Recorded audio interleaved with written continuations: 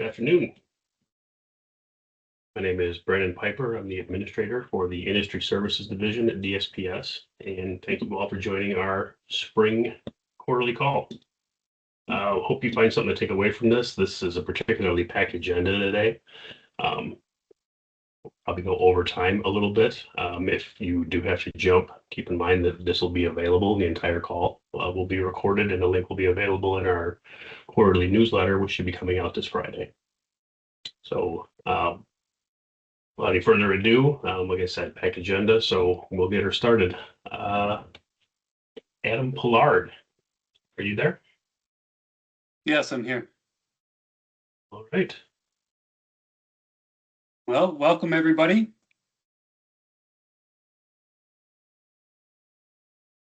Thank you for meeting with us here today.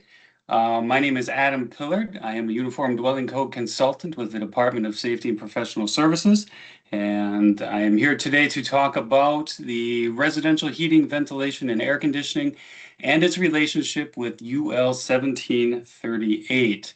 Now, today's presentation will be covered in a form or similar fashion as question and answer, as we receive a lot of questions regarding this in our tech box and in conversations as well. And then we put in some other additional information that we hope you find helpful.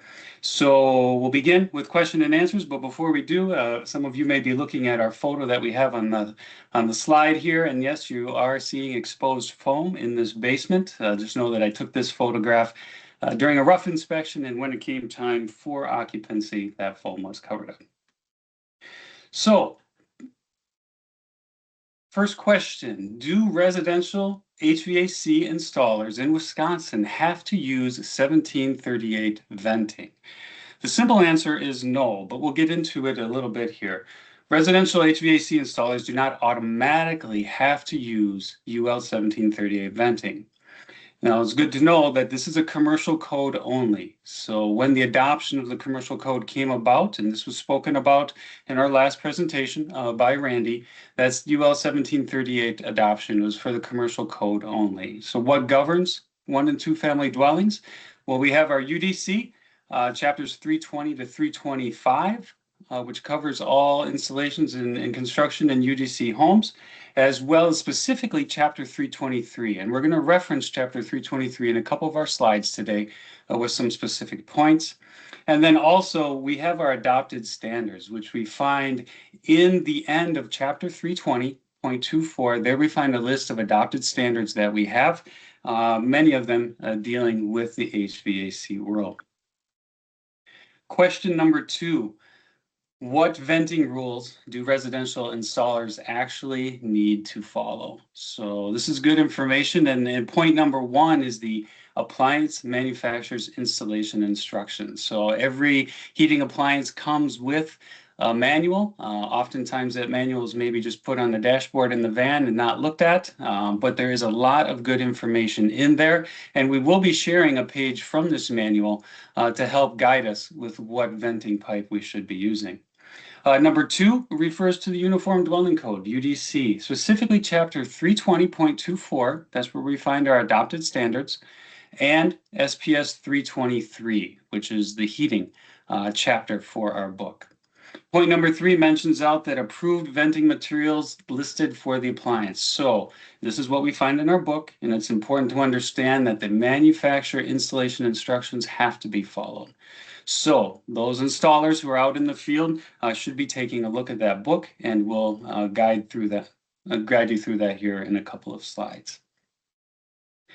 So question number 3, what if a manufacturer requires UL 1738? Must I use it? Well, the answer there is yes. If you open up that book and you see UL 1738 listed as the only venting type, well, then you must use it. It is important to know, though, that this thinking stems from the manufacturer's listing and what's in that book and how that appliance was tested, not from any change to the residential code. SPS 323.041B refers to the installation and maintenance of gas-fueled appliances. And there it says that they shall comply with the appliance listing and the requirements of NFPA 54. So it's important to always look in that book and see what was tested. Question number 4, the manufacturer allows for PVC or CPVC. Can I still use it? Well, the answer there is yes. If it's acceptable to the manufacturer, you'll see it listed in that book. And some of them include PVC, CPVC, polypropylene. There may be even some other referenced manufacturers and their specific systems listed in that book. The point is if the materials are in that book and listed as approved by the manufacturer, they are acceptable as far as the UDC is concerned. Question number 5. Did Wisconsin change the residential HVAC venting rules? The answer here is no. The adoption of UL 1738 in Wisconsin applies to commercial codes only. So not the residential or not our UDC. Residential HVAC requirements remain unchanged, and we have 323.14. And under number 1A, that deals with the metal piping, and B is the paragraph that we're interested in. There it mentions plastic pipes and fittings used in venting flue gas shall bear the manufacturer's identification data. So this is the important part. Oftentimes when installers are putting in their pipe, they like it to look very nice, and sometimes they'll twist that pipe around so that red lighting or lettering is hidden. So as inspectors, sometimes we have to contort ourselves and get out flashlights to see what the listing is on the pipe, but it is important to do. So we need to put forth the effort to make sure we're using the right pipe, that it is listed, and then in seeing that when it comes time for inspections.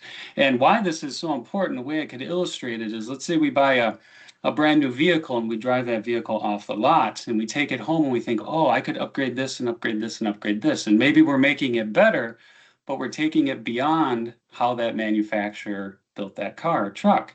When we take it back and we get some service work done, we may have voided our warranty by putting other things on it. The same applies with appliances. We need to stay with what's within the book, okay?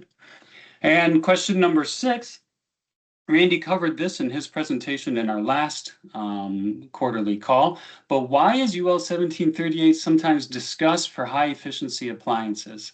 So as it was discussed, high efficiency appliances, category 3 or 4, produce conditions that a standard venting products may not handle. So we've got positive vent pressure, condensing exhaust, or corrosive condensate. And with those types of things, UL 1738, a pipe that's been manufactured to that, has been engineered to handle those types of situations. Once again, the manufacturer of that appliance determines what venting is acceptable for their Apple appliance or not. So now we'll get into a little bit of what code framework applies where. And the way we could illustrate this is we have lots of sports teams, professional sports teams here in Wisconsin. They're all sports teams, but they all have their own set of rules, right? We have a set of rules that gets applied to a game up in Green Bay. We have a different set of rules that gets applied to a game down in Milwaukee. And we don't take rules from one of those sports and apply them in the other.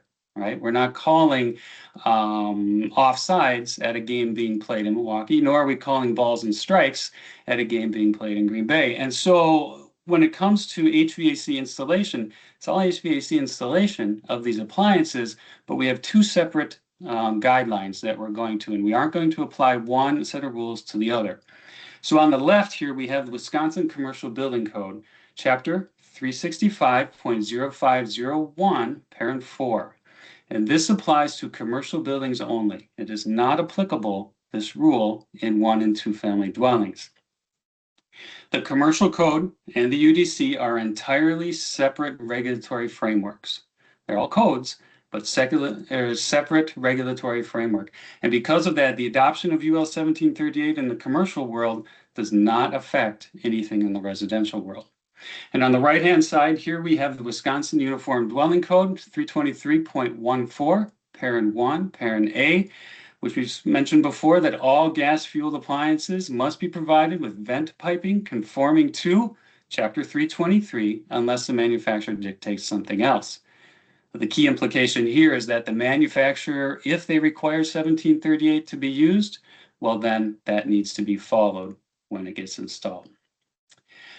Question number 7, what should installers check before installing venting. So this is for our individuals in the field. What should they be putting in their vans before they head out to the job site that morning? So number one thing that they want to check is the appliance installation manual. So they're looking at that manual to see what type of pipe can they have, or what types of primers and cements can they be using, how much do they need, where can they exhaust this outside the house. Number two is they want to make sure that whatever pipe purchasing has provided them with matches what's in the appliance manual. So they want to make sure that it is indeed listed and they're not using something that isn't listed. Point number three is we have clearances and termination requirements. And often when you look through these manuals, there'll be a nice image in there. Maybe it's the one from NFPA, but it'll show us or tell us how we can exhaust these things outside the building and where it's safe to do it and where it's not safe to do it. And given that parts of Wisconsin had about 30 inches of snow a couple of weeks ago, we can see why this is important. We want to make sure that we're venting these things so that everybody in the home stays safe. And then point number four is also very important. We want to check with our local building inspector to make sure that we're all on the same page. There are some municipalities that do not require permits for HVAC installations, and there are some that do. So we want to have that discussion with the local inspector to make sure that we're all on the same page. So here's an example of a page that was taken from a manual of a furnace that was installed last fall. And we'll go through this page here to see if we can understand how to choose what we need to choose. So this is table 14, and it's approved combustion air and vent pipe fittings. So first off, where are we living, right? Well, Wisconsin, last time I checked, is within the United States of America. So we can forget that second row in Canada. We don't need to worry about that. So once we decipher that, point number two, or our box number two, is this is where we find all pipe, fittings, primers, and solvents must be listed. They need to be listed to ANSI standards or ASTM standards. Point number two refers to the table below for the materials that are in our next section that we'll look at here. But then also point number three, it brings out UL 1738 vent systems must be composed of pipe, fittings, components, and primers from the same manufacturer. So we're not going to mix and match if we are using the UL 1738 route. Next here we have material, and I just boxed in the upper part because this is more common that we find. We do see some other ones down below, some other systems, but typically what we see here in Wisconsin is the PVC Drain, Waste, and Vent, or DWV, Schedule 40, and that has, along with the listings of D1785 and D2665. So this is how we're choosing what pipe it is we're going to use when we go and install that appliance. But we see other ones listed here, ABS and CPVC as well. And that manual, that page, you should find in each manual. And it's important to have this manual there when the inspector shows up as well, so that he can use it as a guide. Question number 8, can a local municipality change their ordinance? Well, no.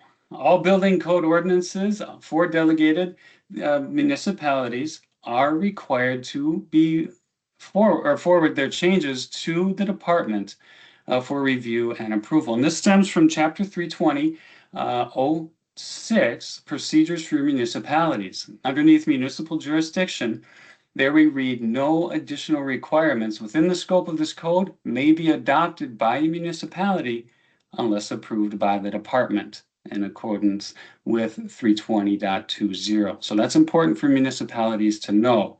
And we also have a statute here that we'd like to read, 101.65. This also handles with municipality authority or municipal authority. It says that the municipality may not make or enforce an ordinance under number 1 that is applied to the dwelling that does not conform to the subchapter and the Uniform Dwelling Code adopted by the department under this subchapter, or is contrary to an order of the department under the subchapter. This next part is very important. If any provision of a contract between a city, a village, a town, or a county, so a municipality, and an owner requires the owner to comply with an ordinance that does not conform to the subchapter or the Uniform Dwelling Code adopted by the department under this subchapter, or is contrary to an order of the department under this subchapter, the owner may waive the provision, and the provision, if waived, is void and unenforceable. So important information for municipalities to know. Question number 9, can the local inspector require more information? Well, yes and no. Yes, they can require more information if it's based on code. And sometimes you'll probably see this within your plan reviews that you get back from building inspectors. Maybe sometimes they just need more information. And when they do, often they'll cite a code along with that. So here we have an example of a permit card, and we have some good information on there. It talks about the commercial building code and the need for UL 1738.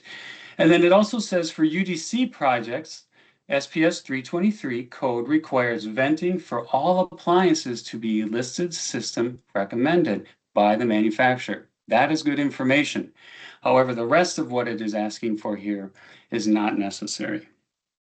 And we have another example of a permit card that is put out and something that a municipality cannot require. Here we have UDC buildings.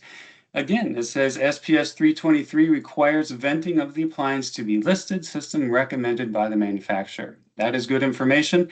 However, the rest of what it is requesting is not required. Question number 10, who enforces the residential HVAC code in Wisconsin? Well, this comes down to local building inspectors. So your local inspector is the first point of contact for all installations, and they enforce the UDC at the local jurisdiction level. And we have Wisconsin Department of Safety and Professional Services. We're the ones that help oversee the enforcement of the UDC and also administer the framework for 1 and 2 family dwellings. It's important to know, though, that the UDC enforces the UDC. It does not enforce the commercial building code. There are 2 separate sets of rules, remember. So the commercial code changes, such as we saw in Chapter 365, do not apply to UDC installations. Question 11, do I need to replace all existing venting if I'm only contracted to replace the furnace? Well, the answer here stems from Randy's presentation that we had on our last quarterly call. If a new appliance manufacturer's installation manual allows for the material that's already installed to be used, it can stay that way. But if the manual calls for a different material to be used, well, then it would need to be replaced. And the part in red here came from Randy's slides. If the equipment is a replacement, one must install the new equipment appliance per the listing of that appliance. If the listing of the appliance requires that UL 1738 venting assemblies be used, then such listing installation shall be addressed. But if the listing and the installation of the appliance does not require 1738, then it is not applicable. And again, this really comes into play with an equipment replacement. So what are some key takeaways from today?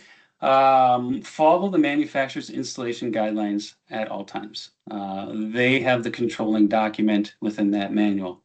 Chapter 365-0501, number 4, applies to the commercial code only, and it does not alter 1 and 2 family dwellings.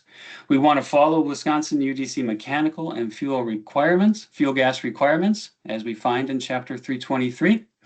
The UDC has not yet incorporated language in equivalent to Chapter 365. UL 1738 venting, if the manufacturer specifically requires it in their book to be used, well, then we should be using it.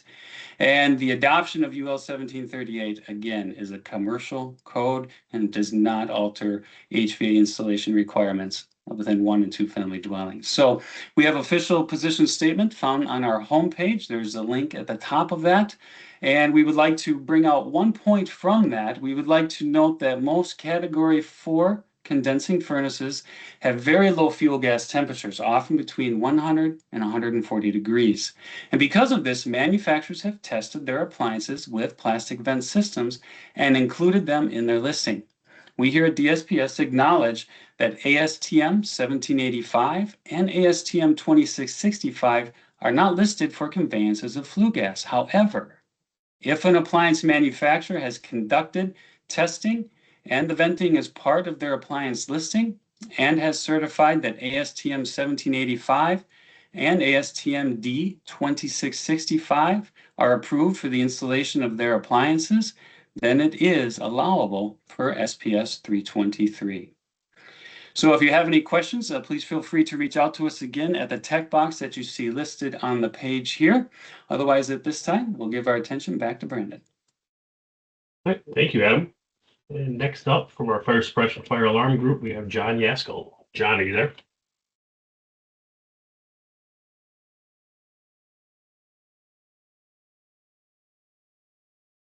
John, are you there? Helps if I unmute there. Sorry about that. Can you hear me now? Yep, we got you. All right. Thank you from the fire suppression fire alarm plan reviewers. I am one of the group of us, and then we're going to go through just how the reviews work and some ways to help us help you. So the first thing I want to talk about is not specific to fire suppression and fire alarm, but most of our reviews, and that's the first in, first out, or FIFO process. When we transitioned to this a while back, the easiest way to think of the FIFO process is kind of as an inbox concept. As you as a submitter complete your package and enter it into ESLA, it goes through the process of triage and so forth, and as soon as it is deemed to be complete, it gets put into the pile. It gets put into the bottom of that pile, and as we complete our reviews, we pick the next one that is there on the top of the pile. Upon complete submittal, a FIFO date is provided, and that is something that is visible to you in your dashboards within ESLA. That FIFO date is, I like to refer to it as our target date. That is typically set out 30 business days from your complete submittal.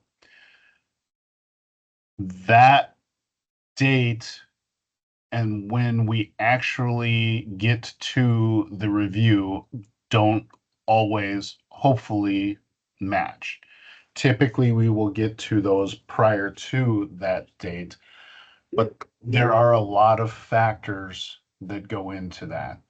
Staffing, vacations, sick time, the quality and how much work we have to put into the reviews ahead of you can all affect those dates. That is there just so that you know, hopefully, our worst case scenario. One of the biggest questions we get asked is there a way that we can pay for an expedited review? Or is there a way that we can apply for an expedited review? Currently, there is no process for a standard expedited review, even if you're willing to pay the extra fee. I do have the plan review page up here, and there's some useful information on there talking about some things like our workload and time frame where we're at with a lot of those things. We understand that fire suppression and fire alarm contractors are always the very first people to get invited to the projects. I say sarcastically.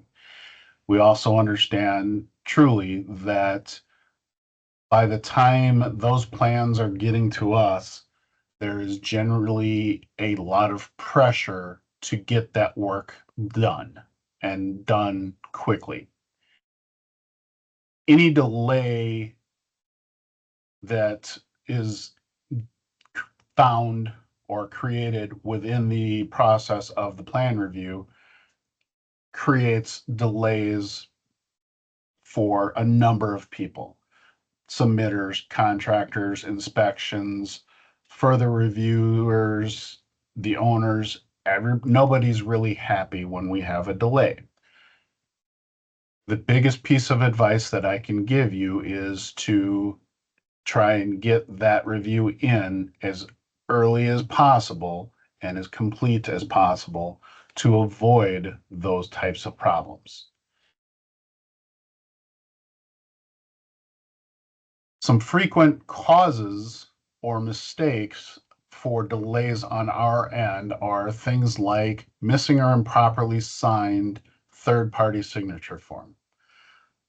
Again, I have to remind everybody that the third-party signature form is for any project greater than 50,000 cubic feet, the building, not necessarily the area of work. So frequently we will see a 10,000 square foot building, but the indication is that no, it's a small enough building. I don't need that third party signature form. Unless that building is less than 5 feet tall, you're greater than 50,000 cubic feet. And I know we flip back and forth between area and volume there. That needs to be signed by an architect, a PE, or a designer of engineering systems appropriate to the fire alarm or fire suppression plans. The other thing that we see is when we have to go digging for the site ID or address or municipalities, because sometimes we get things like the intersection of a couple of roads or the municipality gets input wrong. Parent permit or proof of review. This is one, especially right now with the change of additions, that can save a lot of time. I always recommend that anytime you're submitting a fire alarm or a fire suppression plan review, try and submit proof of a review, even if DSPS did not perform that commercial building review. Delegated municipalities, just a copy of their approval letter will save a lot of time and establish which addition we're supposed to be looking at. Missing or unsigned checklists is fairly self-explanatory. Improperly signed or stamped plans. Remember, the individual that's signing that, for the most part, needs to be a designer, an engineer, or an architect, a sprinkler contractor, or the sole designer and installer of a fire alarm system. If you're contracting with a third party to pull your wires, you can run into some issues with that. If you have a page index on your first page, that is the only one that requires your stamp and signature. If you do not have a page index or sheet index, every single page needs to be stamped and signed in order to be properly accomplished. Missing equipment cut sheets. For all of the equipment that you're using, quite often we'll find that there's some piece of equipment that we don't have the cut sheet for, and we need to make sure that it's going to be properly fit into the system. Hydraulic calcs, battery, room identification or occupancy. If we don't know what the room is, then it's very difficult to assess whether it's properly protected. Height affects various pieces of equipment. Sequence of operations. Quite often we'll see that generic sequence of operations. We're really looking for something specific to this project. Design standard or occupancy classification and the wrong additions. Again, something that we're seeing a little bit of a rise in as of late with the change of the additions and just that occupancy not agreeing with the parent permit or initial approval. So again, complete and accurate plans early on before starting the project. Besides the doubling of fees, starting the project prior to approval can create a lot of headaches.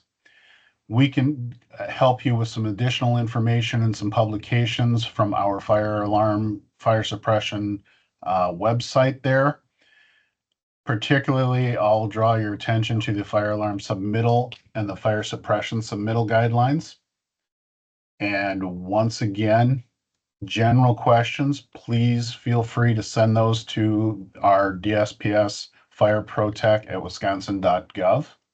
Those are not for questions where you already have a plan reviewer assigned to you.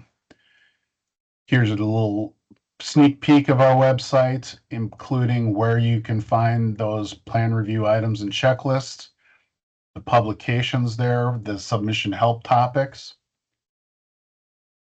There are the plan application instructions from our ISLA website here. Also some frequently asked questions and the ISLA support email address as well to help you get through anything that we can assist with. And back to you, Brandon. Thank you, John. Next up from our Fire Prevention, Safety, and Health Group, we have Gary Peck. Gary, are you there? I am. Thank you so very much. Good afternoon. Happy Wednesday. I hope everyone's doing well. I am Gary Peck, District 3's Fire Prevention, Fire Department Safety and Health Coordinator. I'd like to thank you all for your time this afternoon. Thank you very much for joining us. I am going to highlight and provide a few updates from our Fire Prevention, Fire Department Safety and Health program. And I will also give a short presentation on our Wisconsin National Sound Off Fire Safety Awareness Program. Our first update is regarding this year's 2026's 2% fire dues self-certification. Our Fire Prevention, Fire Department Safety and Health program is currently managing this year's 2% fire dues self-certification process. It's actually finishing up this evening at midnight. This process opened up on January 1st at midnight, and again, will close today, April 1st at midnight. And we currently have, and I do apologize, but the numbers have not been updated on the slide, but as of today, 2,234 2% fire dues self-certifications were submitted so far, which means that fire departments, fire chiefs, municipality clerks have fully completed and properly submitted their fire department self-certification for the year. We currently have 41 self-certifications that are pending, which means these self-certifications are not fully completed. Either the fire chief or the clerk still needs to complete and submit their certifications for the year. And then we currently have 3 self-certifications that have not yet been started, which means both the fire chief and the clerk have not yet started this year's fire department self-certifications and need to complete and submit their self-certifications prior to April 1st at midnight. And we have reached out to those fire departments, those fire chiefs and clerks as well, to hopefully get them completed for this year.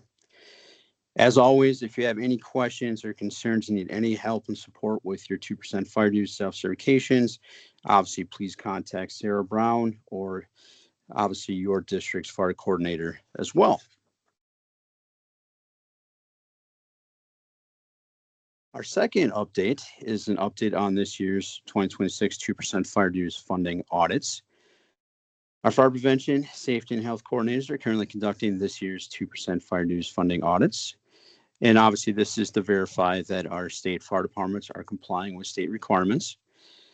This year's audits also start in January and will be ending in May, around May 15th.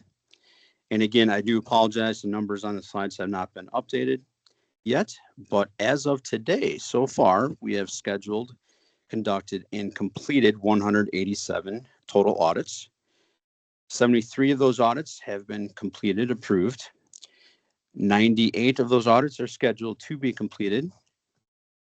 And we have 2 of those audits that are still pending, which means the audit was completed, but the auditor is still waiting on documents from that fire department just to verify their status.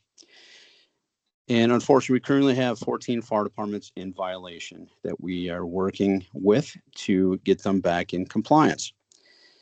And of course, as always, if you have any questions or concerns regarding audits or truly anything else we may assist with, please contact your district's fire prevention, fire department safety and health coordinator.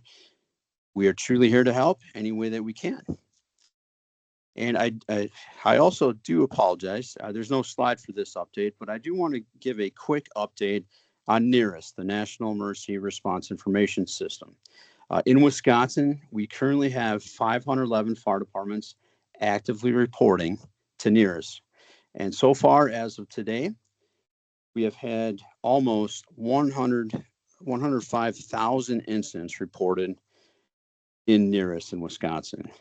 That's fantastic. So please keep up the great work.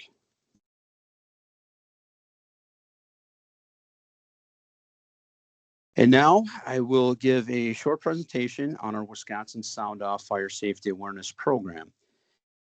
I will review and discuss what the National Sound Off Program is, our Wisconsin implementation and community impact, and our current partners, our current fire departments and communities that we're working with.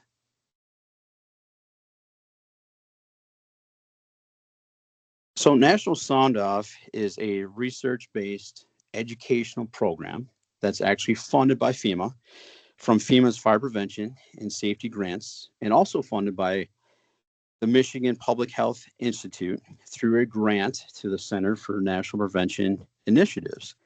And what it does, the program unites fire departments, elementary schools, caregivers, and community partners to protect young children and their families from fire. The target audience that we focus on, or the program focus on, includes students in 2nd or 3rd grade and their families. And the classroom lessons include learning about smoke alarms, reducing home fire dangers, helping them create a home escape plan or map, and conduct home fire drills. The Sound Off program actually has 3 big core areas, which include the education, which is teaching the difference between a smoke alarm, the beep, which obviously is fire, and a chirp, which indicates low battery for the smoke alarm. And the action is helping families create 2-minute escape plans. And the resources are providing and installing free, long life, 10-year smoke alarms in high-risk homes, which also includes conducting a home safety survey inspection with their local fire department.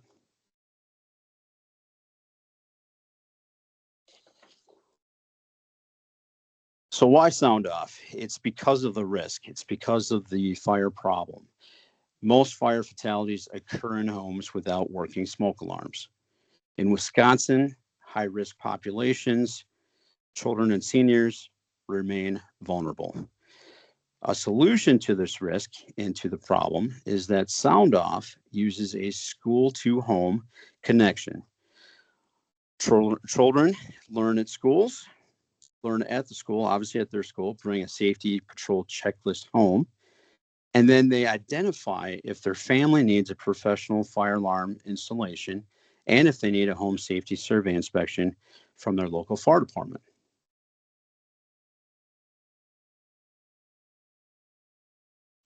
Our Wisconsin Sound Off program was implemented as part of our DSPS, Fire Prevention, Safety and Health statewide community risk reduction initiative, which was actually implemented in September of 2023. In our current fire department's community partners that we have been working with since the beginning in 2023 include Madison, Wausau, Appleton, West Dallas, and West Bend. These departments and communities were selected because of their passion and commitment in reducing fires in their communities and to truly serve as administrators, providing direct education and fire alarm installations to the local high-risk neighborhoods and schools.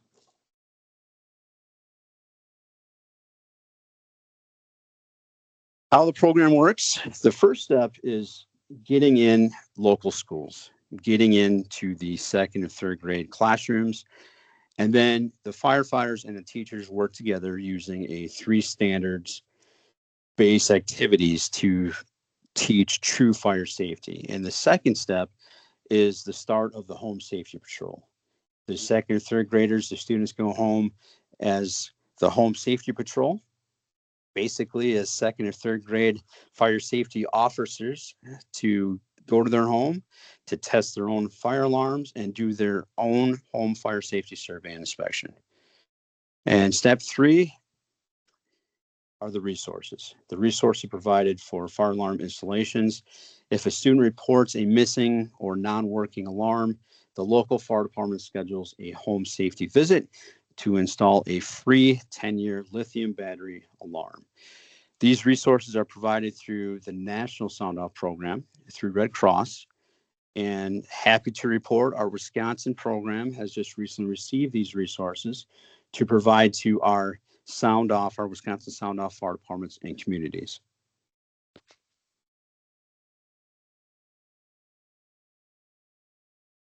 Some of the benefits this program provides to our Wisconsin residents include it reaches Wisconsin families who may not be able to afford modern smoke alarms. And it ensures every household member knows their escape route of their home. Our Wisconsin residents also, they get one-on-one time with their local fire departments to ask safety questions during fire alarm installations in their home fire safety survey inspection. And truly, it provides a long-term safety for Wisconsin residents. You know, the 10-year alarms will hopefully eliminate the chirping battery problem for a decade for the life of the smoke alarm. Benefits for our fire departments include the community risk reduction, the CRR focus. It shifts the focus from fighting fires to preventing fires using real community data. It's also building trust. It fosters positive relationships between firefighters, fire departments, and their local schools and families and residents. It also provides resource management. The program uses Sound Off Online, which helps to track installations, progress, and effectiveness of our Wisconsin program. It also truly provides unified, proven fire safety education training across all 5 of our Wisconsin cities and communities, which is something you want in a fire safety education training program.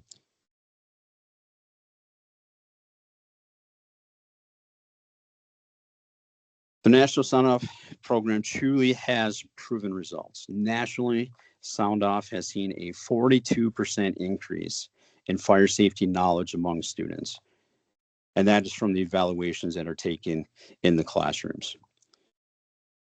One of our Wisconsin goals obviously includes expanding our Wisconsin Sound Off program and adding additional fire departments and communities. And also, National Sound Off also has a great data integration, linking results to our Wisconsin community risk reduction fire safety data to help us truly identify in Wisconsin future high-risk areas.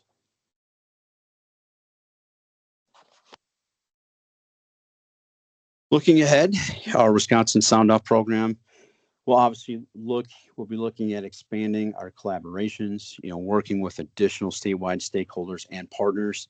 We will continue to provide training to our Wisconsin fire departments, offering the e-learning courses for firefighters to become Sound Off Fire Safety Patrol instructors. And our Wisconsin vision and goal includes truly where every second grader is a fire safety officer for their home, for their family. A smoke alarm only works if it is heard and understood. The Sound Off, the National Sound Off program ensures both.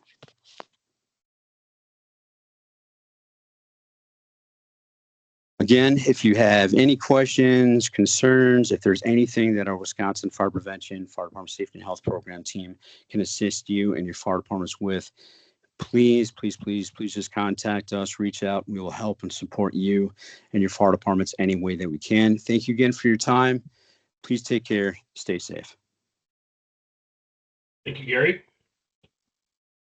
Next up from our Pouch group, we have Matt Jansen. Matt, are you there? Yes, I am. All right. Name's Matt Jansen. POUTS plan reviewer. I want to take you through a couple things going on in the POUTS program today.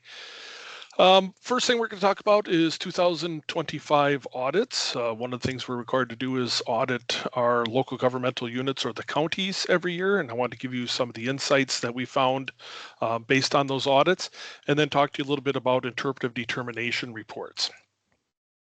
So as I mentioned, we went through audits and just sort of comparing, 2024 to 2025 is, in 2024, we had a significant surge. That's the bottom graph, by the way. Saw a significant surge of plans early in the spring, sort of up and down through some staffing issues. We had some new plan reviewers on board, vacations, things like that. But with our 2 additional staff that we brought on permanently, in 2025, we had an early surge in January right away, but then after addressing that, we had a very well-sustained productivity during the summer. So we're able to manage those plans coming in, stay within our 10-day required plan review turnaround time. So, it worked out really good for us, handling those plans. We were at 3544 reviews in 2024, 3574 in 2025. So this as far as the plans that we did here at the state. So we were able to maintain those. It was our busiest year since 2008. A little bit of insight to that is, part of those were interpretive determination reports, which I'm going to talk about later, is that we really increased those from 262 up to 323 in 2025, which is about a 23% increase. And the reason for that is that there's more marginal sites being developed, and there's also a procedure called the hydrograph that was suspended, and this is an alternative to that hydrograph procedure. So it just seems to be that we're seeing more of these specialized reports coming in. There are specialized soil reports. Again, we'll talk about those in a little bit, but we're seeing more and more of those. And so as part of that uptick, these interpreters are included in part of our overall plan review. As the inventory or the audit, the information that we gathered from our local governmental units, cataloging how many permits were issued statewide. The local governmental units or the counties issue permits on behalf of the state. And we were at 12,008 sanitary permits statewide, which is a slight decrease of about 1%, a little over 1% from the previous year, from 2024. Had a lot more permits back in early 2000s. We dropped down, been sort of maintaining that 10,500 to 12,000 range. We had a little bit of uptick there in 2021 due to COVID. Everybody went home and found out their systems weren't necessarily able to handle all the extra use at home. But anyway, we're still handling pretty good at our sanitary permits statewide. In addition to that, the number of permits that are issued, it's interesting to look at what the amount of new versus replacement systems are every year. It's one of the things that we gather from our counties. This graph actually looks very similar, or looks almost identical to our graph last year, except that the new and replacement have swapped. So this year, I'm meaning 2025, we were at 54% new construction, 46 replacement. In 2024, it was pretty close to that. I think it was like 45.6 replacement or new, and it was like 54.6 or something replacement. So looked the same, as just had a swap between the new and replacement. So 2024 had more replacements, 25 was more new construction. One of the other interesting things that we gather from our counties, besides verifying other things I didn't get into, each county is unique on, did they issue permits correctly, they're processing plans correctly, doing enforcement correctly. Those are a lot of other questions that we ask them. But as part of the other data gathering thing that we do is how many systems or private on-site waste systems are inventoried. And as you can see here, as the inventory was becoming more and more complete, and it sort of stabilized in, or once counties had completed their inventory, that's why it's a little wonky there. And from 08 to about 14, is that the inventories were not complete yet, and there was some guesswork involved in there. But now, basically 99.9% of the systems in the state are inventoried, and we had an increase of about 3,500 systems added to the inventory, which puts us just under 800,000. And just as an interesting note, the 800,000 on-site systems in the state pertains to about 1/3 of the state's population is on-site wastewater instead of sewer pipe or city sewer. So next year, 2026 inventory is complete, and we'll probably break that 800,000 number. So anyway, that was a little bit of information on what we've gathered out of our audits from our counties. I now want to share with you about the interpretive determination process and what that report is. I mentioned that some of those plans that come in, so we have the standard plans for designs of septic systems, mounds, conventionals, at-grades, things like that. But we also have these reports that are a significant portion of what we do, several hundred a year, these things called interpretive determination reports. So what is that? It's a specialized report under SPS 385.60, which is our soil testing code, which includes soil saturation or groundwater monitoring, stick a pipe in the ground and measure it, a hydrograph procedure used in essential sands, and I'd mentioned that procedure is paused right now. It's we're reviewing it, and then we also have artificially controlled navigable water. So that would be basically you want to build a system on sandy soils next to an impoundment, such as Castle Rock or Petenwell flowage or something like that. It's a controlled navigable water by a dam. But this report is, it's a written report. You can cite evidence in various sources, including their personal observations. It's sort of like an open-ended book report used to basically justify the extent of seasonal saturation, which is a limiting factor for us in determining septic systems, what kind of septic system you're going to get, where is it going to go, is that interpretive report. There's basically sort of an open-ended, go beyond what the standard soil test says. It's usually used for sort of extenuating circumstances, or something a little beyond the normal. So you can use any kind of additional supporting documentation and evidence to say the site's going to work. So the system is designed based on information parameters set by the IDR, the interpretive determination report. And again, it sort of supersedes the standard soil test, but it's not required. It's something that can be done as an additional supplemental information. So why would somebody go through this effort to do an interpretive determination report? Well, certain circumstances may limit the siting of it. So you do the standard soil test that says, this is how much suitable soil you have. There's a condition if you don't have the A horizon or the topsoil plus 4 more inches, you have to assume 0. There's some soil things that go on in there that make it sort of hard to determine. So we don't want snap judgments being made. We say if you don't have the A plus 4, you have to assume 0 inches.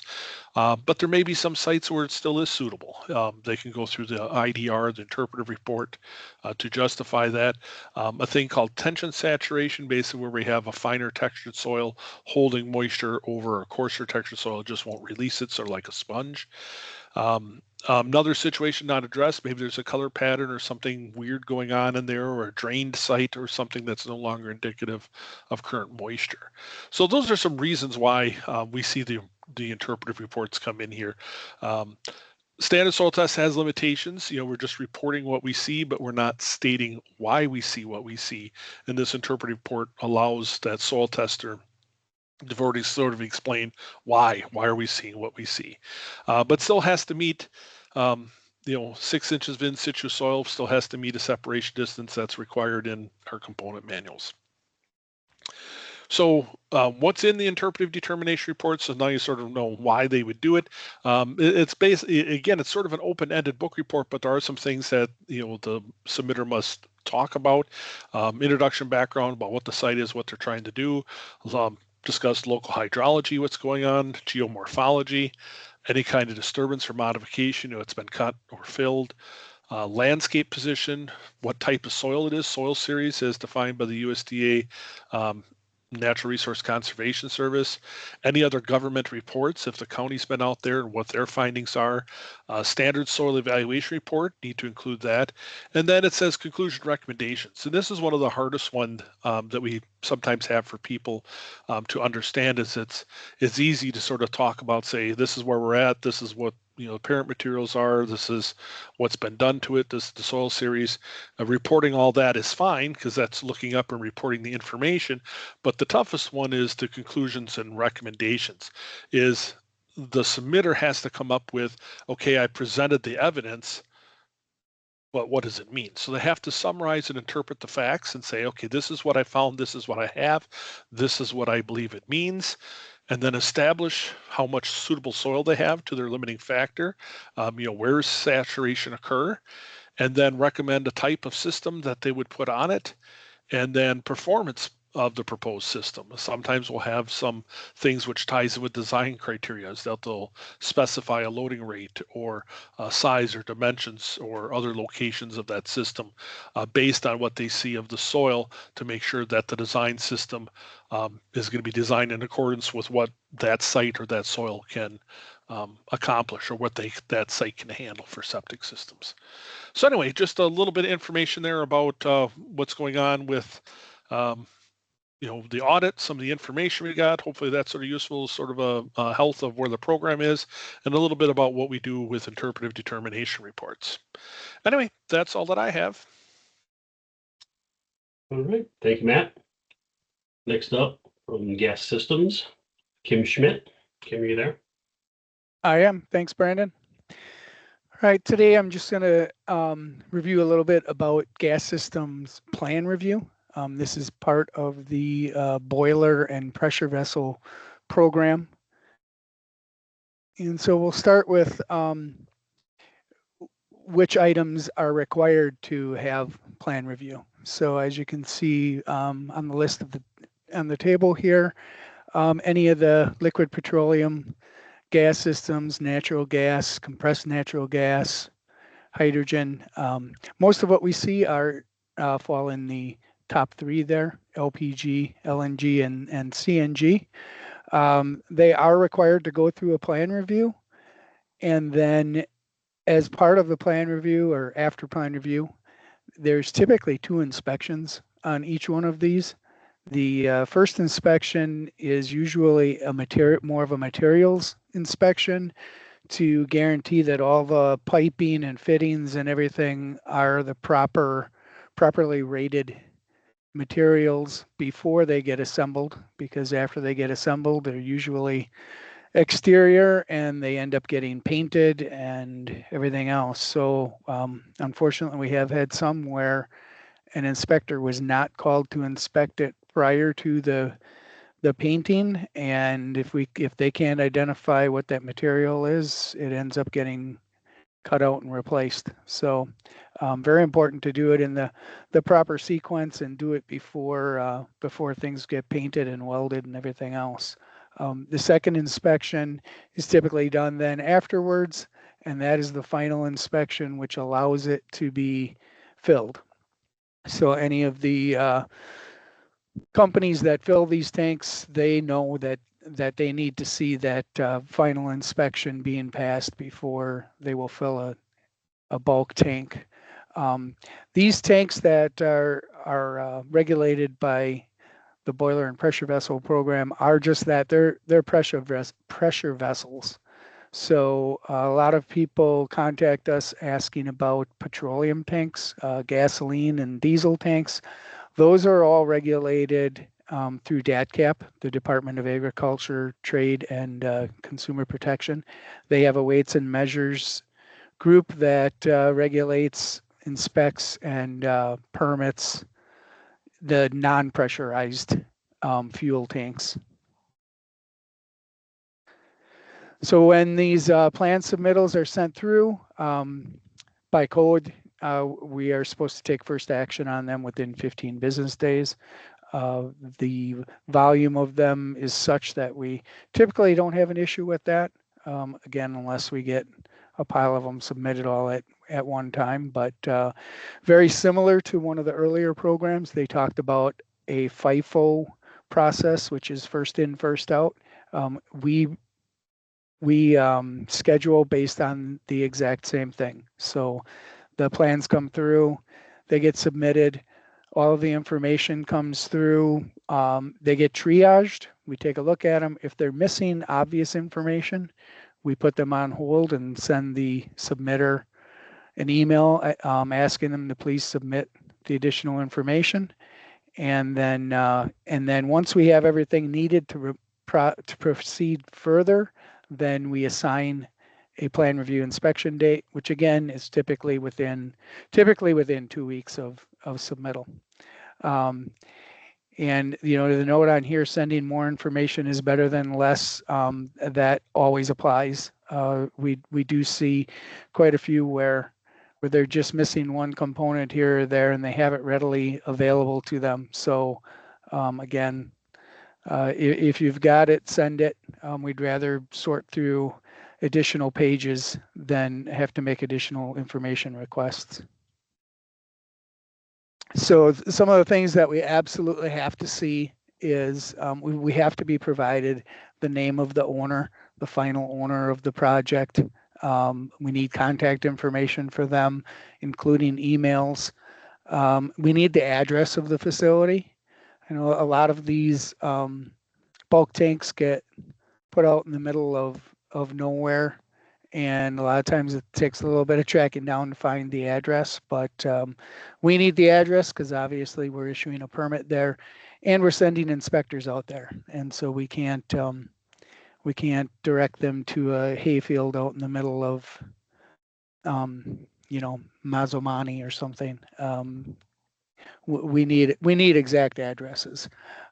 If the plans are for alterations on a site, then it's very helpful to provide information regarding previously permitted numbers, which would have a GS number on them.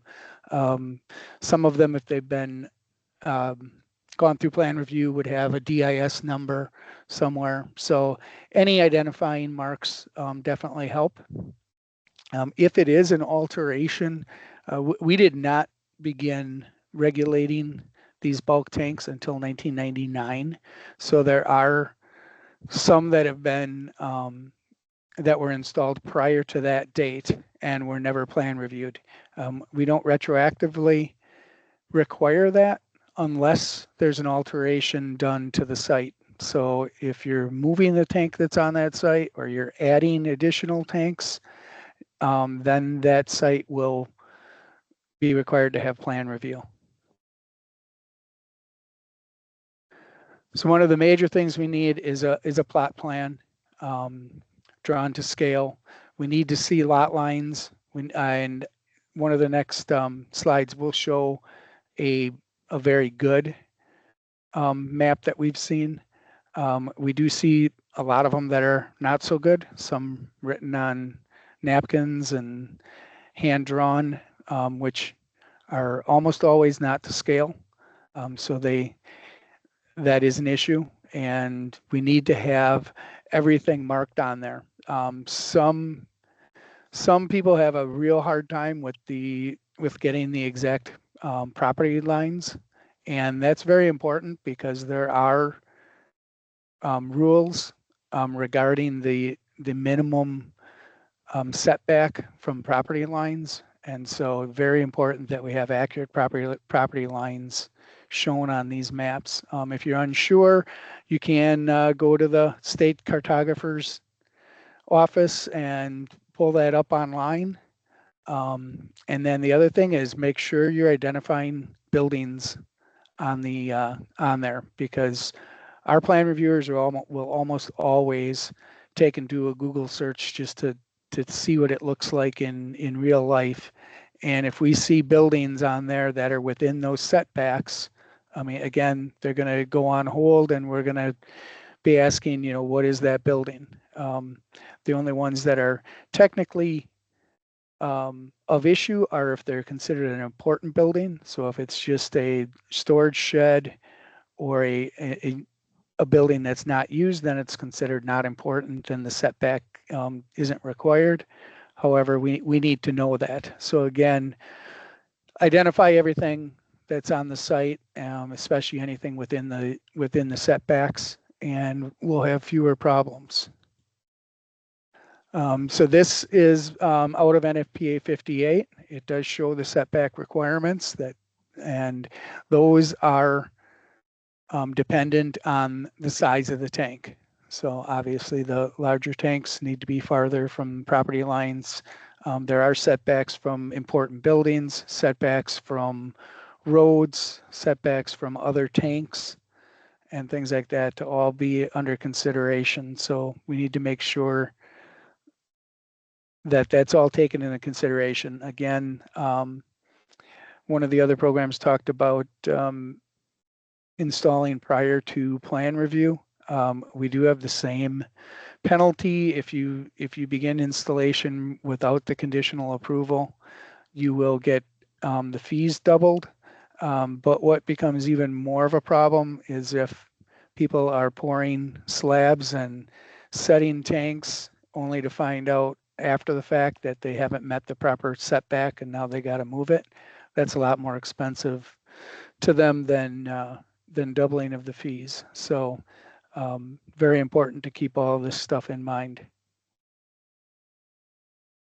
One of the other items on here is the written permission from neighboring properties. We do have some where the setbacks go into non-buildable areas, such as railroad tracks and things like that.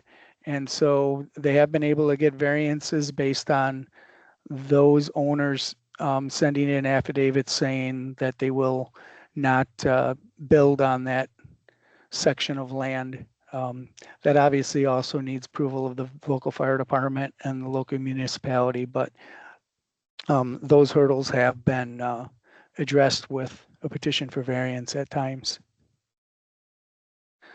So here's a example of a good gas plan that was sent in to us. So as you can see on there, it does show the distances to the property lines, shows the distances to the buildings.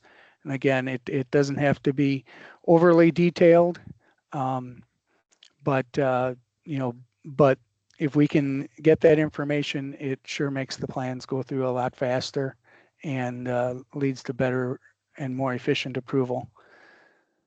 If they do have the manufacturer's data reports for the tanks, those should be included as well. Sometimes that can be an issue when they're buying tanks from out of state or tanks that were previously used on other sites and moving them. But we will require to have some type of continuity on these tanks. We're gonna need to see some information on them. First of all, they're gonna absolutely have to be an ASME stamped vessel. And then, and then we'll go from there. If it's been established and permitted and inspected on other sites, we can take some of that information. But most of the time, people do have their data reports or any of the other information regarding them, repair reports, things like that, are all sufficient. And again, any additional information you've got regarding a tank is good to be provided. Okay, the gas system submittals should always contain a detailed drawing of the supports. Always helps as well. One thing that's missing quite frequently are the piping schematics. And in addition to those, the schematics should show the pipe materials. Again, that leads back to that first inspection that will be done. And if all that information is there, and it makes the inspector's job a lot quicker for them to just verify what's on the schematic versus what you have on site, and then they can move through that pretty quickly. Another item of the plan review requirement is to do the surface calculations and calculate the safety valves. Again, we will do that for you as long as all the information is provided. This very top one here shows where they provided the calculation with the plan review. The bottom one is one where they at least called out exactly which valves they're using, and that way we can perform the calculation at that point, but we need one or the other. Most of the submitters are pretty well versed in this, and they do provide the calculation on the plans. But again, just a good reminder to have that information in there. Additional information, some of the suppliers provide a scope statement of the work, which again, that helps because especially if it's some type of alteration, there are times when we get a submittal in and it shows multiple tanks, but yet the plans are stating that they're only adding one tank. So a scope statement telling us that there were 2 existing tanks and now they're adding a third does help to minimize some confusion and understanding. And again, it's just to help the process go smoother and to allow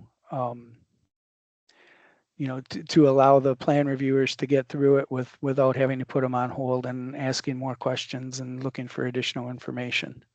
Other items that get missed on occasion are the crash protection information.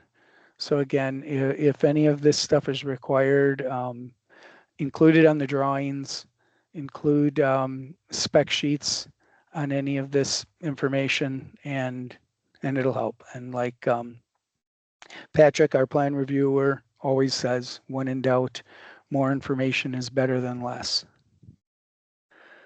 And that's all I've got for gas systems. Okay, thank you, Kim. Next up from our commercial building plan review group, Kimberly Lee. Kim, are you there? Yep, I'm here. Okay. Hi, my name is Kim Lee. I am a commercial building plan reviewer and HVAC plan reviewer. I am here to discuss today a new amendment added under the new code adoption, and it's the initial inspection of fire dampers, fire smoke dampers, and smoke dampers.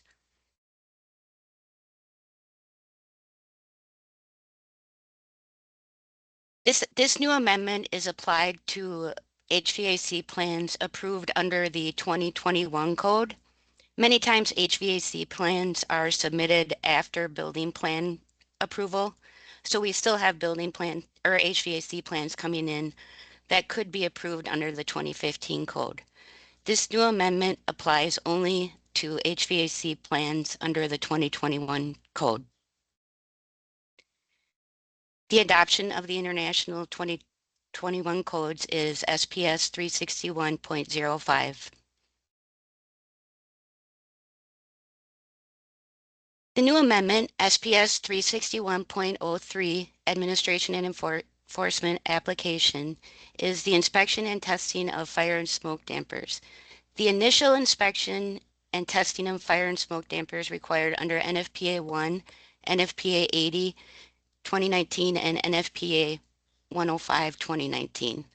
This shall be conducted by a person with current fire life safety certification from and accredited by the American National Standards Institute. This ANSI certification is a standalone requirement not associated to a DSP license or credential. Certification is a third-party verification that an individual possesses the knowledge, skills, and abilities to do the job. This will be verified by a variety of different inspectors during review of inspection documents during initial installation inspections or maintenance inspections. SPS 361 and NFPA 80 2019 is Chapter 19, Installation, Testing, and Maintenance of Fire Dampers. So after the installation of a damper is completed, an operational test shall be conducted. Combination fire smoke dampers, after the installation of a dynamic combination fire smoke damper is complete, an operational test shall be conducted. Inspections following the completion of a test, a visual inspection shall be made of the assembly to ensure no obstructions have been introduced. All inspections and testing shall be documented, indicating location of the fire damper or combination fire smoke damper, date of inspection, name of the inspector, and deficiencies discovered. The documentation shall have a space to indicate when and how the deficiencies were corrected. Acceptance testing of fire dampers shall be performed by a qualified person with knowledge and understanding of operating components of the type of assembly being subject to testing and the system in which it is installed. A record of these inspections and testing shall be made in accordance with 19.5.3. All inspections and testing shall be documented indicating the location of the fire damper or combination fire smoke damper, date of inspection, name of inspector, and deficiencies discovered. The documentation shall have a space to indicate when and how the deficiencies were corrected. All documentation shall be maintained for at least 3 test cycles and made available for review by the AHJ. So these requirements were always required at the initial installation, but haven't been enforced by DSPS. And the DSPS requires the individual doing the testing, again, to have an ANSI certification. These records need to be made available to the inspector. It's kind of similar to a balancing report for those of us that are familiar with HVAC projects. You need a third-party certified, NEB certified person to do the balancing and create those reports. SPS 361, NFPA 105. This relates to smoke dampers, and NFPA 80 related to fire dampers. So we have smoke dampers and combination fire smoke dampers. And these dampers are installed typically in ductwork, penetrating fire and or smoke rated walls.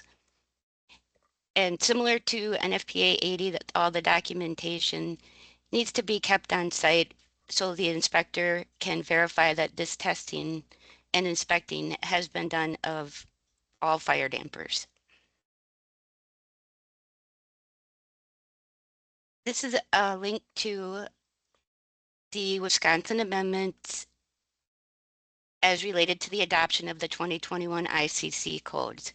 And again, this new enforcement amendment is applicable to those HVAC plans that are approved under the 2021 code.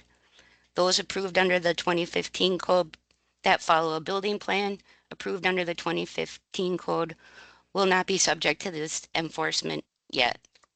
However, the testing and inspecting is still required to be done. It just in the past has not been enforced with the documentation needed to be provided to the inspector.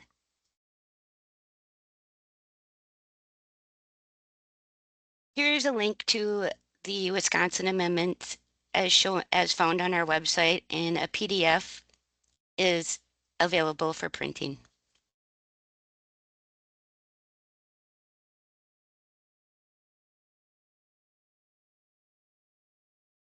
Back to you, Brandon. Thank you. Thank you, Kim. Next up from the Public Sector Safety Group, we have Andrew Almacher. Andy, you there? I am. Can you hear me? Ken? Perfect. My name is Andrew Almacher. I'm one of the occupational safety inspectors for DSPS in District 4. Today, we're going to be covering we're in our public sector safety portion for audits and inspections, and what triggers them and what to inspect during each of those, and then cover some hot topics currently that we're seeing in trends in our public sector safety enforcement. So what triggers a safety audit? Safety audits are probably the number one common type of auditor inspection that we do. They're based on high incident rates, and the incident rate is determined, the formula is listed there. It's a number of injuries and illnesses times 200,000 divided by the employee hours worked. That's a standard OSHA calculation. Each of our districts are 6 districts, so each district inspector prioritizes doing audits on the top 25 accounts that have the highest incident rates. So we're working from the highest rates to lowest.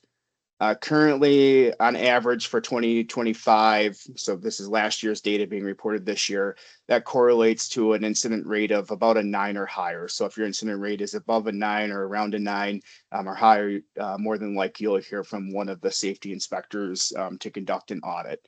An audit can also be triggered based on a high probability of incorrect reporting. Some common errors that we see on reports may be reporting one employee.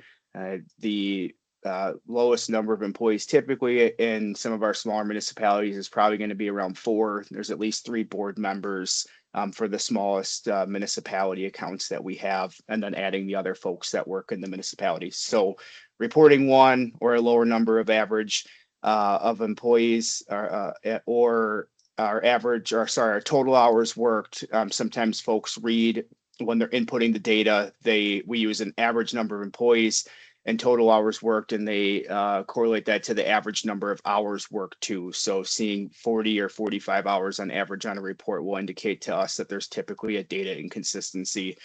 There's other things that could trigger that as well. For instance, being in a larger municipality and kind of being under what the average reporting for municipalities and the same size, or a school district in the same size, would give the inspector an idea that there might be some sort of data inconsistency. Audits are pretty informal for the most part. Typically, for myself, I conduct a lot of mine via phone at first to call the individual who's reporting the information to us to discuss the specifics on the report, or why I'm calling, whether it be a high incident rate or if I notice that something that might be a data inconsistency on the report to me. There's typically always advance notice given by the safety inspector. Whether it's being conducted in person, they'll call ahead of time and schedule a time to work with that individual. Once in a while, if we're in the area, say we have a question on a report and we're nearby for another one of our program areas, we may stop in, but typically aren't stopping in an urgency to do that audit necessarily immediately. We're just stopping in to see if we're able to speak with somebody on it. The purpose of our audits are to identify preventable injury and illness reports, or to help assist the reporter for future years in gathering more correct data on that report if it's a data inconsistency. Then we'll review the average number of employees, go over the calculations that were used, the total hours worked, and then if there are any injuries or illnesses that were reported, we'll go over a more in-depth review on those to determine, for one, if they do technically count. The reporting requirement is a little bit different than a typical work comp scenario, which a lot of people compare the report to validate that those are actually truly reported cases. And then we'll provide a recap of the audit. If there's something that's identified during the audit, it could trigger an inspection, depending upon if we're seeing trends or we have further concerns if maybe a safety policy, program, or procedure isn't being followed and is resulting in injuries and illnesses. That's typically an audit situation that would forward it to an inspection, a formal inspection. What triggers inspections? The number one driver for us for inspections is typically complaint related. That may be coming from an employee, whether past or present. It could be coming from a community member that observes some sort of hazard that they feel is a hazard while they're in the community. It could be municipal construction workers or water and sewer workers digging without a trench box, something along those lines from community members. We do get OSHA referrals as well. OSHA will submit complaints that come to us, whether it may be an employee that has filed a complaint formally with OSHA. In Wisconsin, our public sector safety program, DSPS, has oversight over public employee health and safety, so they'll forward those to us. And occasionally we'll get referrals from other state agencies if they feel that there's some sort of a violation or potential hazard to an employee. Fatalities will also trigger an inspection. Depending upon the scenario, all fatalities are investigated by the department. If there is a violation found, that would trigger an inspection. Failure to submit the annual injury and illness report would constitute an inspection as well. compliance issues discovered during an injury and illness audit, as I discussed, it could be something along the lines of lack of training or documentation of that training, or preventable injuries or illnesses that we're seeing trends with in that particular employer that seem to kind of identify a larger issue for our group. And occasionally, we do witness violations of health and safety programs as the inspector, and that would trigger an inspection as well. What to expect during an inspection? Inspections are typically more formal. There may or may not be notice given ahead of time to schedule that.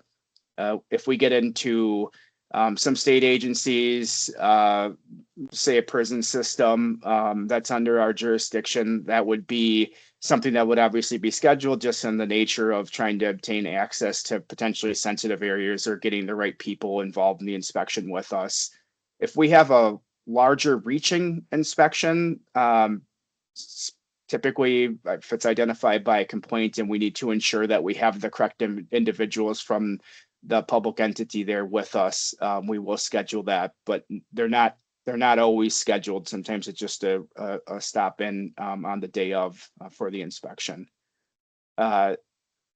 If you do have somebody, one of the safety inspectors come in, we'll identify ourselves, present our credentials, and we'll explain what we're there for, whether it be something random that came up during a injury and illness review that would happen prior, if it was complaint driven, and then give a focus of the inspection of what we're there for. If it was an incident that was reported to us, if it was a specific department complaint from an employee, if it was a specific operation, it could be building related, concerned about safety of the occupants of a building. And depending upon how, even though our focus on here is specific to what we've identified during the inspection, if we witness other items that we need to follow up on or observe other safety violations while we're there, those could expand the inspection depending upon what's witnessed by the inspector on site. So even though it may be initially focused on one specific area, it could expand if there's other items discovered during the inspection. Inspections will be, as I said, a more detailed and more formal. Inspections will typically include a review of any programs, policies, records, past injury and illness reports, a physical walk around of the area if it's related to a building, it's related to maybe an equipment concern from somebody on a complaint. We'd want to see any of the aspects that were identified in the complaint or what was witnessed or provided to us. We'll always do a closing conference with the individuals, much like OSHA does, to give a recap of what was found and kind of what our next steps are. If there's violations observed and formal violations are to be issued, we will issue a formal order and do any re-inspections as needed. Typically, most employers comply with inspections and are taken care of on a re-inspection. And then, since if they weren't, at the end, if the re-inspection satisfies the requirements of what was identified, we'll close the orders. Otherwise, non-compliance is forwarded to the legal division for enforcement if needed. And as I said, that typically doesn't happen.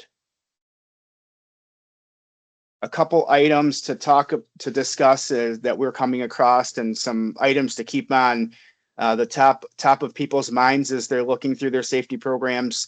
Number one, the number three, top three things we're seeing right now are listed first. Egress routes or exit routes and egress. We're seeing a large number of exit areas blocked, whether it be in our schools right now with plays and music performances going on, some of that equipment being moved into areas off of typically in a stage area that's blocking exit routes, mechanical areas with overstock items, whether it be cleaning products. During COVID, hand sanitizer was a really a big item that schools specifically were getting it in bulk and didn't know where to put it, or didn't have an area and were blocking exit routes or using it in areas that would need to be used for egress.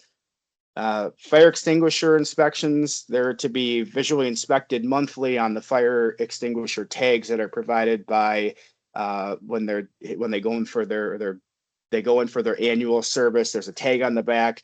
It has 12 spots to mark off, for one for each month. Those have to be documented. We're not necessarily seeing a large gap in them not being done at all. It's that there's certain areas that are missed in those fire extinguishers in specific areas, or in a specific wing of a building or room of a building aren't being not having their monthly inspections completed on them.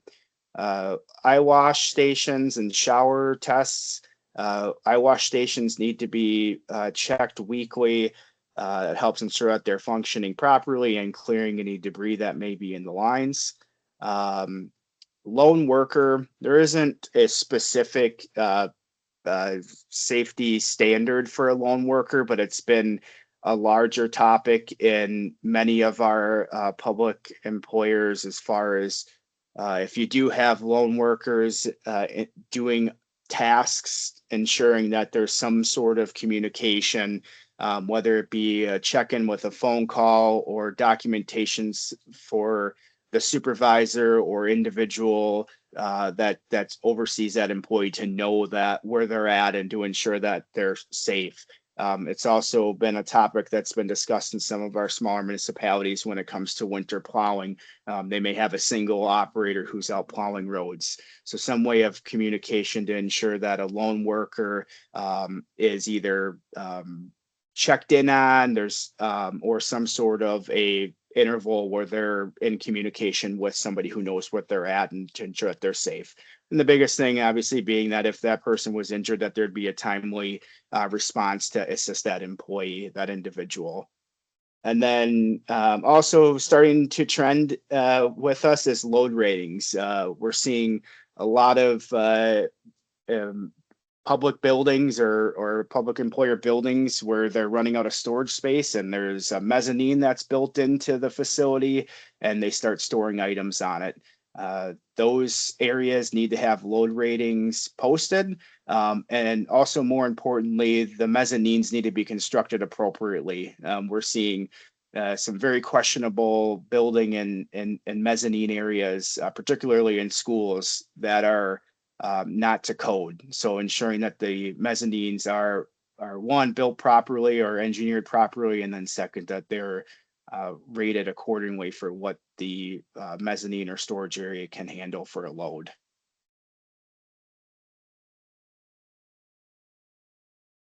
And if you have any questions, I have the public sector safety inspectors listed here. We have a couple vacancies right now, as you can see, in District 1 and District 6. They have been filled. Those individuals are still in training with us. Best way to reach our group is through our general questions, the DSPS safety and health tech box. That's checked by all of us on a daily basis, and the best way to get questions and an answer quickly through that program area. We can also route to, if somebody has a specific question and we have one of our safety folks that has more program knowledge in that area, we can get it to the right person very quickly through that tech box email. And that is all I have. Thank you. Thank you, Andy. Next up, from our electrical group, Kirk Rutan. Kirk, are you there? I am. Thank you, Brandon. Hello, everyone.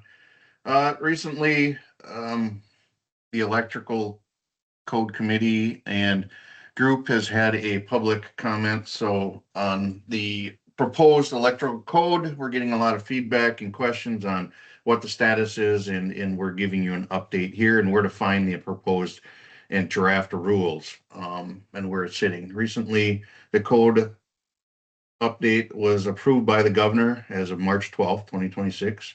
The code update was submitted to the legislator on March 16th, 2026. and is referred to the Committee of House and Real Estate on March 19th. Again, the notice of the code was placed into the Wisconsin Register on the 23rd of March, just last week. There's one area that we want to make everybody aware of. Once the rule is adopted, or if the rule is adopted, the order is effective the first day of the third month following the publication. So I want to give everybody a little bit more information and a heads up on that and where you can find the proposed rule drafts.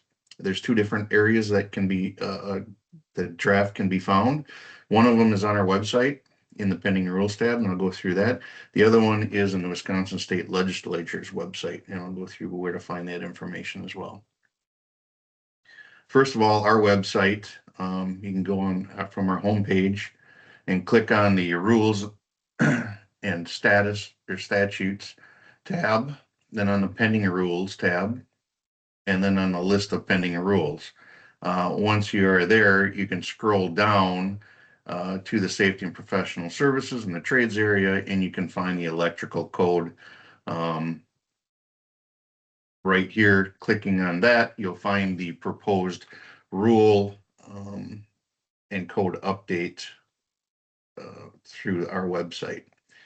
And you can also see what the status of it is on any one of our pending rules on the right-hand side of there, whether it's in the draft rule, legislative review, so on and so forth.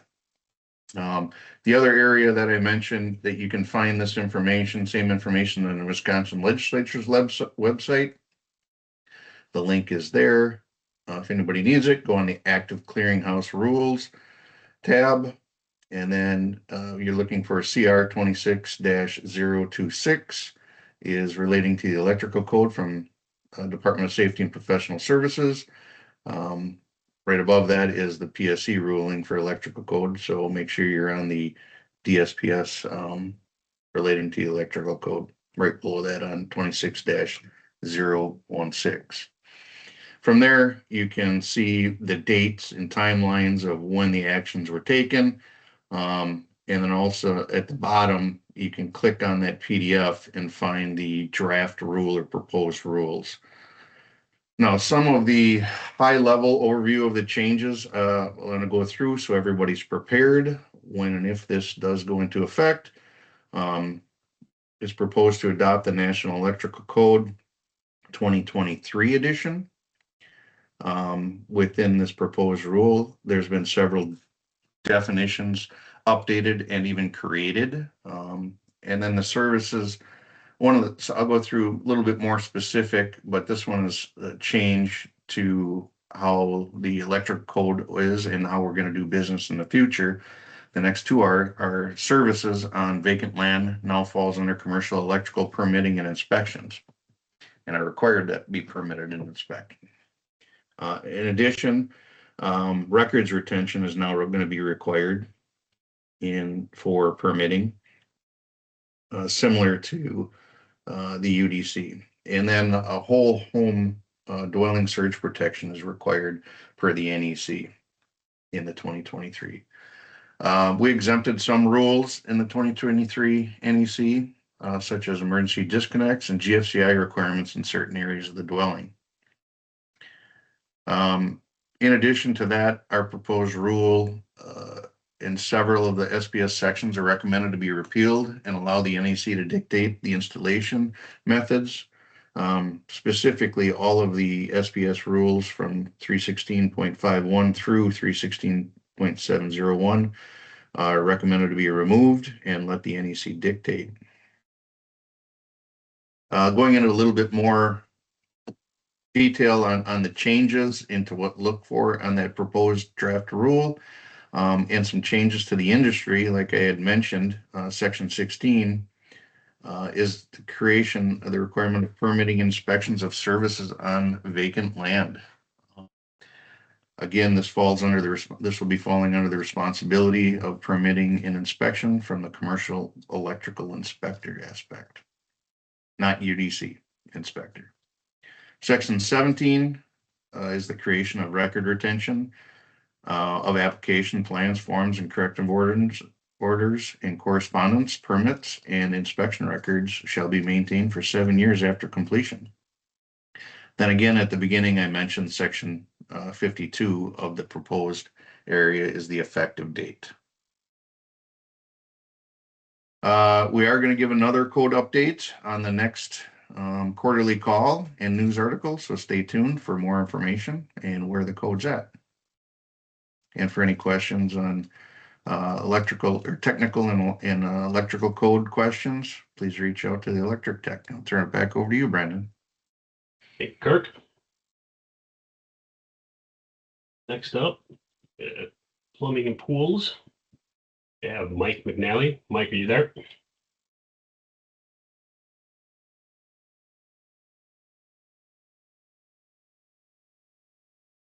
Brandon, can you hear me? Yep. Okay, thank you. Let's see here. All right.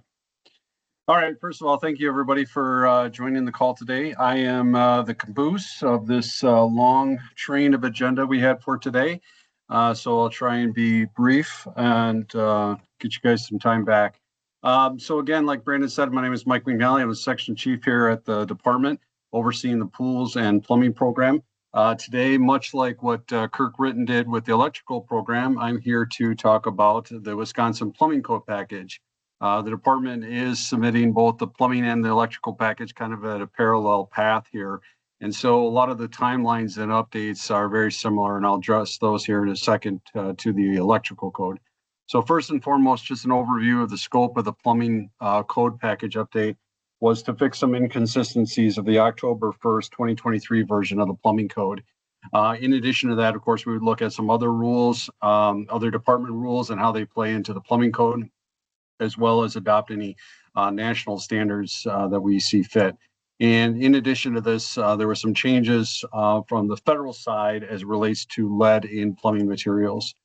So like I said, much like what Kirk Ritten had mentioned with the electrical code, the plumbing code is pretty similar. Of course, it was approved by the governor on March 12th, went to the legislature on March 16th.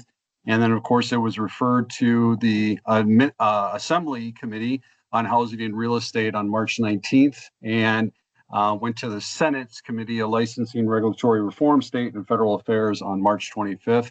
A notice of the submission to the legislature was put into the Wisconsin Register on March 23rd, 2026.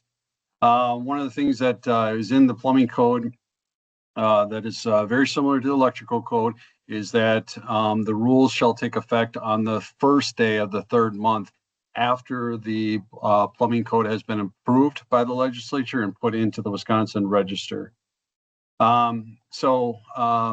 The plumbing code package is Clearinghouse Rule CR 26-019.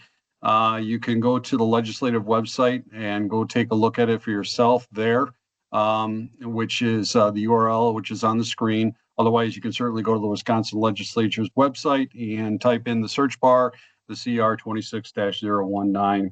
Also, you can certainly look at the package on our website. Following very similar to the same steps that Kirk just laid out for the electrical. We do have the same kind of location, which I have the URL on the screen. Otherwise, you can certainly go to our homepage, click on rules and statutes, click on pending rules, then list the pending rules, and then scroll all the way down till you find SPS 381 to 387. All right, so some of the high level items that are in the plumbing code update package include repealing SPS 325.01 and placing that in 382. This is basically the UDC version of the plumbing code. So SPS 325 is obviously the plumbing provisions within the UDC code. In the UDC code, there were some specific provisions that were specific to 1 and 2 family dwellings. Well, we've moved them out of 325 and placed them in 382. We've provided some clarifications to campground piping definitions. We've updated healthcare and healthcare related facility definitions. Much like what I said before, we updated the lead-free definition as well as how to calculate it, how to calculate the lead material or lead amount in materials. We placed that in 384, and this is obviously in conjunction with the federal rules and federal statutes. We also provided some clarification to manufactured home community piping definitions. We made some various updates to cross-connection control terminology and practices to match the ASSE and CSA definitions. We also added emergency showers, eye washes, eye wash faces, and combination units. We took the elevator threshold drains that were in 38233 and we moved them over to 38230. We changed how the distance is measured from the top of the fixture drain to the horizontal center line. That has now been changed to match a lot of other industry national plumbing codes to be measured from the top of the fixture drain to the trap weir. We also added some new provisions for campgrounds and manufactured home community piping systems, such as cleanout requirements, burial requirements, and inspection requirements. We also updated temperature control requirements that has been added for various situations, such as the ASSE 1016, 1017, 1069, 1070, and 1071 control valves. We've also updated 38241 to reflect the methods, devices, and assemblies used for cross-connection control. We also updated various sections throughout the entire code, both in 382 and 384, to clarify where a cross-connection control device is listed versus an assembly or vice versa. We also added a new requirement for a check valve for expansion tanks serving healthcare facilities. And we corrected incorrect national reference standards and eliminated standards that have been withdrawn or no longer valid by the national association that puts out that particular standard. We added some limit provisions to allow shower compartments less than 30 inches in width. And we repealed table 38411 and replaced it with a multitude of various smaller tables located in the appropriate locations in SPS 384. We added polyolefin piping to SPS 384. We also added new provisions for joining two different piping materials together.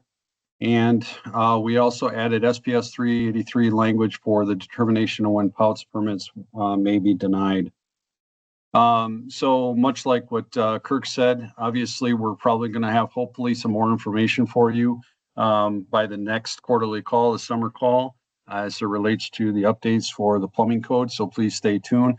Also, make sure you take a look at our Wisconsin newsletter. We may have some information in there about it. And to round out, just as a reminder, we do have our plumbing district map that has all of our employees on there. So you can certainly reach out to any of them if you have any questions. You can certainly use our tech box to answer or to submit any questions to us about the plumbing code. You can certainly send an email or contact me, either or. With that being said, Brandon, that concludes my portion of the presentation. All right, thank you, Mike.